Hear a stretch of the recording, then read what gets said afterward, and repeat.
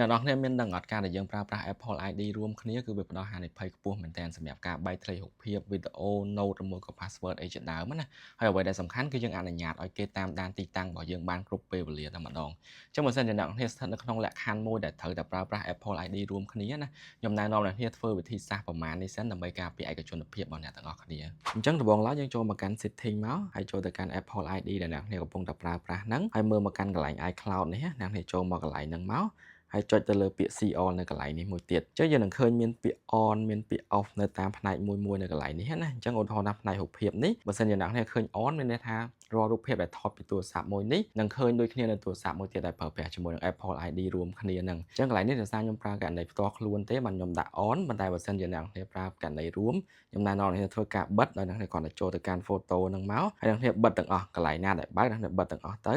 ហើយចុចចូលពាក្យ OK មកហើយចេញទៅវិញយើងនឹងឃើញពាក្យថា Off វិញហើយអញ្ចឹងរាល់រូបភាពដែលថតចេញពីទូរស័ព្ទមួយនេះនឹងអត់ត្រូវបានឃើញនៅទូរស័ព្ទមួយទៀតដែលប្រើជាមួយនឹង iCloud រួមគ្នានឹងទេហើយចំពោះផ្នែកផ្សេងៗទៀតក៏ខ្ញុំណែនាំអ្នកធ្វើការបិទដែរឧទាហរណ៍ជា password ជា note អីផ្សេងៗហ្នឹងដើម្បីការពារឯកជនភាពរបស់អ្នកទាំងអស់គ្នា